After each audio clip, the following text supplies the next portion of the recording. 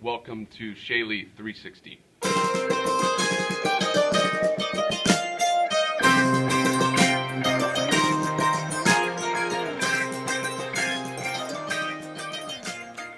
Hi, I'm Shaley with 1T4 Promotions, and I'm here with lead vocalist of Project 86. Can you tell us a little bit about your book, The Tin Soldier? Sure. This is a book that I recently released that I had been working on for about 8 years. And I originally got the idea for this book from my wife, believe it or not. She turned to me one day when we were still dating, and we were talking about just issues that guys deal with, you know, friends of mine, friends of hers. And she said, somebody needs to write a guy's book, you know, a book for men, you know, that's not like churchy, you know what I mean, that's still, you know, biblically based, but kind of speaks into the lives of guys who seem to all be dealing with the same problems, same issues. And so I started writing the book in 2004. And basically the book is an attempt to look at, you know, and encourage through looking at the 10 most prominent issues from my experience that guys deal with. And it's a book about character and about how if we make righteous character our top priority in our lives as men, then all the things that we worry about and all the problems that we deal with will be resolved. It's a book also written for guys that don't read, because a lot of guys don't read, you know, can read but choose not to read. Right. So, you know, it has a lot of stories, and it's short little essays. You know, it's kind of almost a devotional. It also functions as a small group curriculum. I'm actually putting together a workbook right now to go along with this. Then that, when, you know, used together, you know, is a study manual for small groups.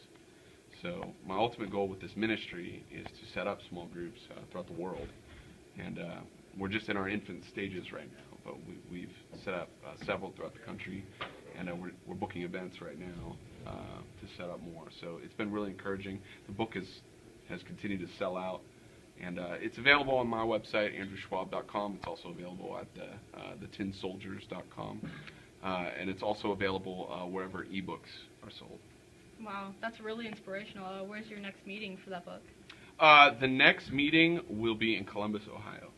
Okay, cool. So, Can you give us a little bit of your testimony, like why Sure. you became a Christian?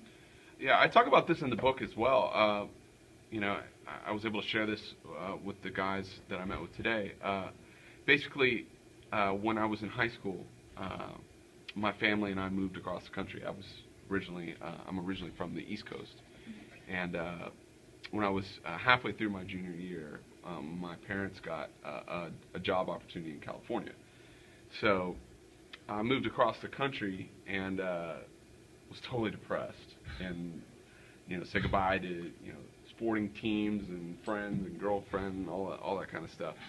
And it didn't have much hope to you know, meet friends or you know, have any kind of social life or any kind of place in my new school, because I was, you know, moving there as a junior. Anyways, first day of school, this guy introduced himself to me. He turned out to be a Christian, and invited me to a Bible study, and introduced me to a bunch of his friends. And first time I went to that Bible study, first time I had ever gone to any Bible study, you know, I actually just asked God a question. I just said, you know, if you're real, you just show me. And he just made himself evident to me, and I became a Christian at that point. And I just knew at that moment that I had found the true way.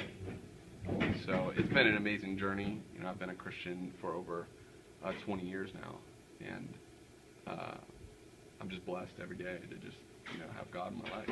Yeah, that's really incredible. That's really inspirational. What advice would you give kids my age about living godly lives and staying pure and such? You know, at any age, it's difficult to make, you know, the right decisions from a spiritual standpoint, because you're essentially choosing, you know, to say no to the present for the sake of the future. You know what I'm saying? You're choosing a life, you know, by the power of the Holy Spirit that denies yourself.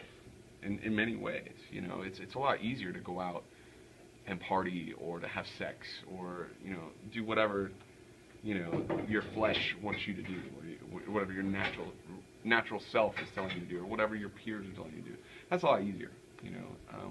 Denying yourself and taking the road less traveled is a decision to invest in your own eternity, and it's a decision. It's a decision to not follow the crowd, essentially. But you know, one of the things I learned when I first became a Christian is that there's a certain satisfaction that God gives you in being an individual. You know, in saying no and not doing necessarily what everybody else is doing. I love that. It's almost like punk rock. You know what I'm saying? Yeah. I think, you know, while it is easier to do what everybody else is doing, it is 100% more fulfilling to, you know, walk the narrow path. Yeah, I completely agree. Well, thank you so much for letting me interview you, and I will definitely recommend your book to people. Thanks a lot. All right, thank you. Yeah.